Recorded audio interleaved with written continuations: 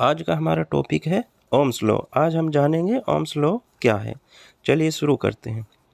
सबसे पहले जो इंटरव्यू में पूछा जाता है, ओम के नियम से आप क्या समझते हैं या ओम का नियम क्या है।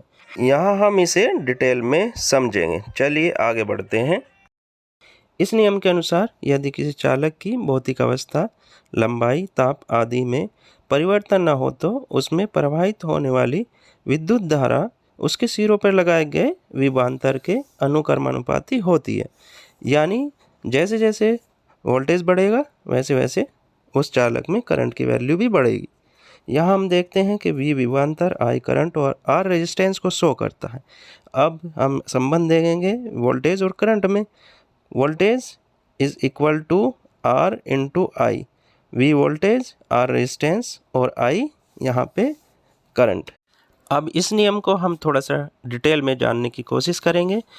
ओम के नियम के अनुसार किसी कंडक्टर में, चालक में, यदि उसकी भौतिक अवस्था से मतलब होता है चालक की लंबाई, उसकी चौड़ाई, एरिया, टेम्परेचर, ये जो फिज़िकल कंडीशंस हैं, अगर इनमें कोई चेंज न किया जाए और उस पर जो वोल्टेज हम अप्लाई करेंगे चालक के दोनों सिरों पर, अप्लाई किए गए वोल्टेज के कारण जो करंट है उस चालक में फ्लो होने वाली, वो उस वोल्टेज के प्रोपोर्शनल होगी, डायरेक्शनली प्रोपोर्शनल। यानी अगर वोल्टेज अप्लाई किया गया वोल्टेज हम बढ़ाएंगे और रेजिस्टेंस उस चालक का कांस्टेंट रखेंगे, यानी उसमें कोई हम चेंज नहीं करेंगे, कोई बदलाव नहीं करेंगे, तो उसके अनुपात में ही उसमें फ्लो होने वाली करंट भी बढ़ेगी। आइए अब हम जानते हैं, अगर यही क्वेश्चन इंटरव्यू में आपसे इंग्लिश में पूछा जाता है, ओम्स लॉ को समझाइए या ओम्स लॉ क्या होता है, डिफाइन करिए, व्हाट इज़ ओम्स लॉ, तो उसे आप किस तरीके से रिप्रेजेंट करेंगे, उसे भी हम थोड़ा सा डिस्कस करेंगे यहाँ पर। आइए अब ओम्स लॉ को डिफाइन करते हैं इंग्लिश में। जैसे कि अगर आपसे इंग्लिश में पूछा जाता है, Ohm's law states that the electric current flowing through a conductor is directly proportional to the voltage and inversely proportional to its resistance। यानी I directly proportional to V and I directly inversely proportional to R resistance। यानी हम जो इसका संबंध है V और I और R में, वो यहाँ भी शो कर सकते हैं। यही ओम्स लॉ कहलाता है। इसके थ्रू हम किसी भी सर्किट में वोल्टेज, करंट और रेजिस्टेंस में संबंध देख सकते हैं। यहाँ V is potential drop, I is the current and R is the resistance of conductor. तो इस तरीके से हम, अगर हमारे इस इंटरव्यू में इंग्लिश में क्वेश्चन किया जाता है, डेफिनेशन ऑफ ओम्स लॉ और Ohm's law, what is the statement of Ohm's law, तो आप इस तरीके से उसका जवाब दे सकते हैं। अब आपके दिमाग में एक सवाल आ रहा होगा कि ओम्स लॉ को हम ओम्स लॉ ही क्यों कहते हैं। तो इसके पीछे भी एक बहुत बड़ा कारण है जिसे हम अब यहाँ डिस्कस करेंगे। ओम्स लॉ को ओम्स लॉ क्यों कहा जाता है? क्योंकि ओम्स का जो नियम बताया था वो एक साइंटिस्ट हुए हैं, जॉर्ज साइमन ओम, उन्हीं के नाम पे इसका नाम ओम्स लॉ रखा गया। उन्होंने बताया कि एक इलेक्ट्रिकल सर्किट जिसमें वोल्टेज और एक रेजिस्टेंस अगर कनेक्ट है, यानी वो एक कंप्लीट बेसिक इलेक्ट्रिकल सर्किट है, तो उसमें जो करंट फ्लो होगी उसे हम एक रिलेशन से प्रदर्शित कर सकते हैं, I is equal to V upon R। इसी को ओम्स लॉ के नाम से जाना जाता है। अब ओम्स लॉ को और विस्तृत से समझने के लिए मैं आपको कुछ चित्रों के माध्यम से इसे समझाना चाहूँगा। देखिए, जो चित्र सामने आपको दिखाई दे रहा है उसमें एक इंसान है जो कुछ भार को ताकत लगा के ऊपर की तरफ खिसकाने की कोशिश कर रहा है। सतह नीचे से ऊपर गई है, इसलिए ऊपर से एक बल नीचे की तरफ कार्य कर रहा है।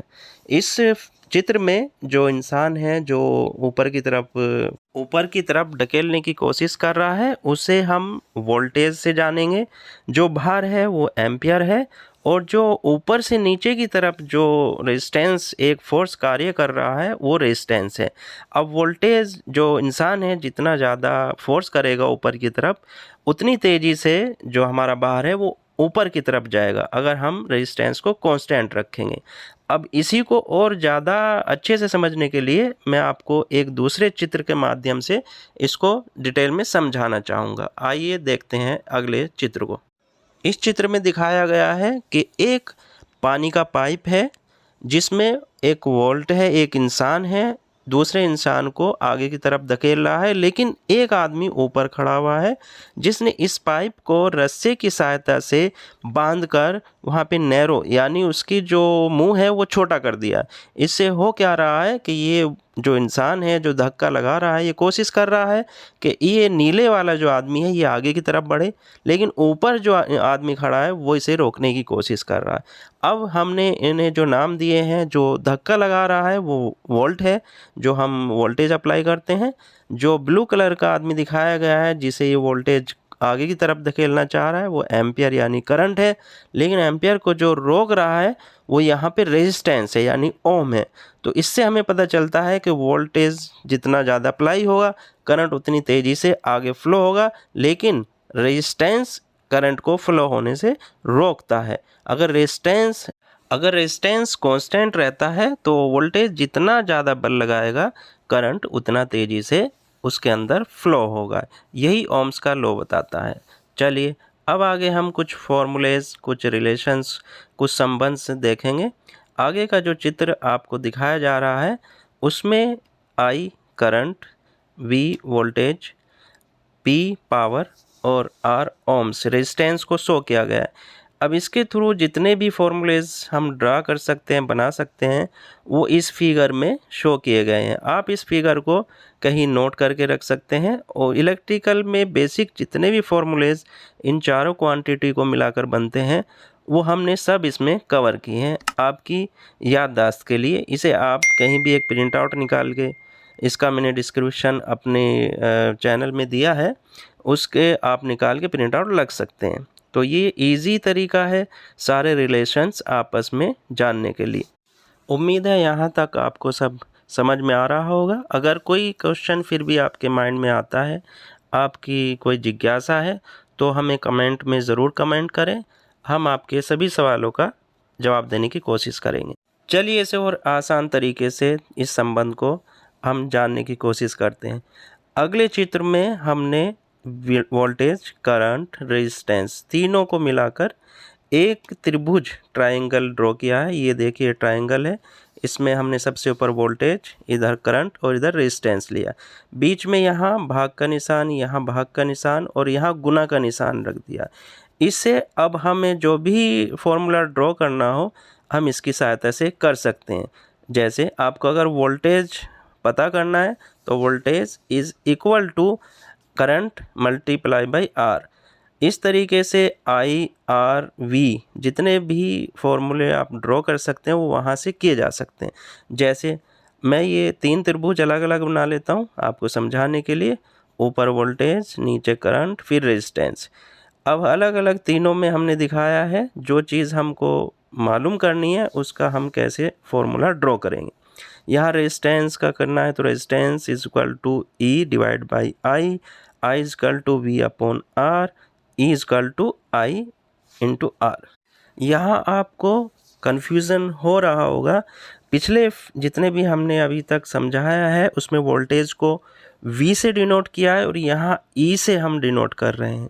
ये मैंने इसीलिए किया है कि अगर मैं V से ही आपको समझाता रहूँगा और आपके सामने अगर E कहीं आता है तो आप कंफ्यूज ना हो। V और E दोनों टर्म इलेक्ट्रिकल इंजीनियरिंग में वोल्टेज के लिए यूज़ किए जाते हैं, इसलिए इसमें कंफ्यूज होने वाली कोई बात नहीं है, इसका ध्यान रखें। चलिए अब आगे मैं इसे और आसान तरीके से कुछ ग्राफ पैटर्न से समझाने की कोशिश करता हूँ कि ओम्स लॉ कहता क्या है। ओम्स लॉ के अकॉर्डिंग हमने ये जाना कि किसी चालक में जो करंट फ्लो होती है वो उस पर अप्लाई किए गए वोल्टेज के डायरेक्टली प्रोपोर्शनल होती है, यानी अगर वोल्टेज बढ़ेगा तो करंट भी उसी मात्रा में बढ़ेगी। लेकिन इसके लिए एक शर्त है कि रेजिस्टेंस, उस सर्किट का रेजिस्टेंस कांस्टेंट होना चाहिए। ये मेन शर्त है। अगर रेजिस्टेंस चेंज होगा तो जिस हिसाब से हम वोल्टेज अप्लाई करेंगे उस हिसाब से करंट नहीं बढ़ेगा, उसमें कुछ ड्रॉप्स होंगे और कुछ लॉसेस भी होंगे, हानियाँ होंगी। इस चित्र में हम जानेंगे कि अगर वोल्टेज और करंट का हम संबंध देखें एक ओमिक डिवाइस वो होती है जिसमें कोई भी रेजिस्टेंस ना हो, यानी वो चालक एक आदर्श चालक होता है जिसमें कोई भी रेजिस्टेंस ना हो, रेजिस्टेंस जीरो हो। तो उसमें वोल्टेज और करंट के बीच जो ग्राफ आता है वो बिल्कुल सीधी लाइन है, आप देख रहे हैं, यानी जैसे जैसे वोल्टेज बढ़ रहा है ऐसे ऐसे करंट भी बढ़ रहा है। अब हम दूसरा केस लेते हैं, नॉन ओमिक डिवाइस, यानी जिस कंडक्टर में कुछ रेजिस्टेंस होता है। दूसरे चित्र में हम देख रहे हैं, हमने एक नॉन ओमिक डिवाइस लिया है जिसमें कि रेजिस्टेंस कांस्टेंट नहीं है। तो उसमें हम देखते हैं कि रेजिस्टेंस अगर कांस्टेंट नहीं है तो वोल्टेज अप्लाई करने पर जो ग्राफ आता है वो स्ट्रेट लाइन नहीं आता, यानी रेजिस्टेंस उसमें एक मेन पार्ट हमारा होता है। तो इससे हमें पता चला कि अगर आइडियल हम ले रहे हैं कंडक्टर तो वोल्टेज और करंट एकदम सीधे ग्राफ आएगा, जैसे जैसे वोल्टेज बढ़ेगा करंट भी बढ़ेगा। लेकिन अगर कंडक्टर में रेजिस्टेंस है तो वो डायरेक्टली प्रोपोर्शनल नहीं होता है। अब चलिए हम थोड़ा सा देखते हैं कि इलेक्ट्रिक सर्किट होता क्या है। जैसे कि इस चित्र में दिखाया गया है, यहाँ हमने एक लोड लिया है, बल्ब है, बैटरी है और एक रेजिस्टेंस है। रेजिस्टेंस इसमें शो किया गया है, जो हमारा सर्किट है उसका रेजिस्टेंस है, और इस बैटरी के थ्रू हम एक बल्ब को जला रहे हैं। तो ये कंप्लीट क्लोज्ड सर्किट है। दूसरा सर्किट देखिए, दूसरा हमारा सर्किट दिखाया गया है, इसमें हमने 9 वोल्ट की बैटरी ली है, एक रेजिस्टेंस लगाया गया है और एक एलईडी है। यहाँ पे रेजिस्टेंस इसलिए लगाया गया है क्योंकि एलईडी की जो वोल्टेज रेटिंग है वो 2 वोल्ट होती है, इसलिए हम अगर डायरेक्ट 9 वोल्ट्स अप्लाई करेंगे तो हमारी एलईडी यहाँ पर बर्न आउट हो सकती है, ख़राब हो सकती है। तो उसे बचाने के लिए यहाँ एक रेजिस्टेंस का यूज़ किया गया है। चलिए अब हम जानेंगे कि एक क्लोज सर्किट, कंप्लीट सर्किट में हम किस तरीके से रेजिस्टेंस वर्क करता है, कैसे वोल्टेज अप्लाई किया जाता है और करंट कैसे फ्लो होता है और हम उसका मेज़रमेंट कैसे कर सकते हैं। ये देखिए, ये सर्किट है, इसमें एक वोल्टेज बैटरी है, एक रेजिस्टेंस है। ये रेजिस्टेंस किसी भी तरह का हो सकता है और ये यहाँ पे आई से करंट जो है वो शो किया गया है। और ओम्स लॉ के हिसाब से voltage is equal to current into R, ये हम पहले भी बता चुके हैं और यहाँ भी आप देखेंगे यही फॉर्मूला ड्रॉ किया गया है। यहाँ पर रेजिस्टेंस में कुछ पावर डिसिपेट होती है हीट के फॉर्म में, तो वो उसमें भी हम फार्मूला लगा के वो कितनी मात्रा में पावर डिसिपेट हो रही है वो भी हम यहाँ पर पता लगा सकते हैं। उसका फार्मूला है P is equal to I into V या आई आर, यानी करंट का स्क्वायर और उस सर्किट का रेजिस्टेंस कितना है उसके हिसाब से हम ये पता कर सकते हैं। चलिए अगला सर्किट देखते हैं। ये भी एक कंप्लीट इलेक्ट्रिकल सर्किट है जिसमें दिखाया गया है कि एक 24 ओम का रेजिस्टेंस है और 12 वोल्ट की बैटरी है। तो इसके थ्रू जो करंट फ्लो होगा उसका हम ओम्स लॉ से पता कर सकते हैं। अब ओम्स लॉ के कुछ जो प्रैक्टिकल्स हैं जिसकी वजह से हम पता करते हैं कि किसी सर्किट में कितना एम्पियर फ्लो होगा या रेजिस्टेंस कितना होगा या वोल्टेज क्या होगा, वो आइए डिस्कस करते हैं। जैसे यहाँ हमने एक सर्किट लिया है जिसमें 50 वोल्ट की बैटरी, 10 ओम का एक रेजिस्टेंस है। इस 50 वोल्ट के वजह से क्या करंट फ्लो होगा वो हम ओम लॉ से जानेंगे। यहाँ पर हम फॉर्मूला अप्लाई करेंगे, current I is equal to V divide by R। अब इस फार्मूले में वोल्टेज हमारा 50 वोल्ट है, रेजिस्टेंस 10 ओम है, उसकी वैल्यू रखने पर हमारा जो करंट है वो 5 एम्पियर आ जाता है। यानी 50 वोल्ट की बैटरी और 10 ओम का रेजिस्टेंस यूज़ करने पर जो करंट फ्लो होगा वो 5 एम्पियर होगा। इस तरीके से ओम्स लॉ से हम करंट कितना फ्लो होगा वो जान सकते हैं। चलिए इसे एक और एग्जाम्पल से समझने की कोशिश करते हैं। अब हम एक दूसरा सर्किट ले रहे हैं। इस सर्किट में हमने रेजिस्टेंस की वैल्यू चेंज कर दी है और वोल्टेज भी चेंज कर दिए हैं। यहाँ पे वोल्टेज को हम पता करेंगे, हमारे पास कितनी करंट फ्लो हो रही है सर्किट में वो है, और रेजिस्टेंस की क्या वैल्यू है वो है। यहाँ वोल्टेज पता करना है, करंट 3 एम्पियर है और रेजिस्टेंस 2 ओम है। चलिए देखते हैं। हमारा जो फॉर्मूला है Ohm's law, V is equal to I multiply by R। तो हमें V पता करना है, हमारी जो करंट है वो 3 एम्पियर है और रेजिस्टेंस 2 ओम है। इस फॉर्मूले से अगर हम कैलकुलेट करेंगे तो हमारा जो वोल्टेज है, बैटरी की वोल्टेज, वो 6 वोल्ट आ जाएगी। तो इससे हमें पता चल जाएगा कि कितना वोल्ट हम अप्लाई करें कि इस सर्किट में 3 एम्पियर का करंट फ्लो हो। इस तरीके से हमने 2 एग्जाम्पल से जाना कि इस सर्किट में फ्लो होने वाली करंट और वोल्टेज किस तरीके से पता कर सकते हैं। अब आपके दिमाग में सवाल आ रहा होगा कि हमें करंट के लिए एमीटर और वोल्टेज के लिए वोल्ट मीटर कैसे अप्लाई करना होता है सर्किट में। चलिए उसे डिस्कस करते हैं अगले सर्किट में। इसमें एक हमने सर्किट लिया है जिसमें एक बैटरी लगी है। एमीटर को सीरीज में लगाया जाता है हमेशा सर्किट में, और जो वोल्ट मीटर है उसे रेजिस्टेंस के पैरेलल में हमने कनेक्ट कर दिया है। इस चित्र के हिसाब से ध्यान से देखिएगा। अब इसमें जो करंट फ्लो होगी, एमीटर सीरीज में है तो जो रीडिंग एमीटर की होगी वो करंट होगी सर्किट में फ्लो होने वाली, और जो वोल्ट मीटर में रीडिंग आएगी वो वोल्टेज ड्रॉप होगा उस रेजिस्टेंस के अक्रॉस। ये ध्यान रखिएगा, वो बैटरी का वोल्टेज नहीं दिखाएगा, वो रेजिस्टेंस के अक्रॉस कितना वोल्टेज ड्रॉप हो रहा है, कितना वोल्टेज वो ड्रॉप कर रहा है वो शो करेगा। इस तरीके से हम एमीटर और वोल्टमीटर को कनेक्ट करने का सीख सकते हैं कि कैसे कनेक्ट किया जाता है सर्किट में। चलिए अब कुछ इम्पोर्टेंस हम ओम्स लॉ की जानेंगे। इलेक्ट्रिकल इंजीनियरिंग में क्या महत्व है वो हम इसमें जानने की कोशिश करेंगे। सबसे पहला, किसी भी सर्किट में अगर आपको करंट कैलकुलेट करना है तो वहाँ ओम्स लॉ अप्लाई करेंगे।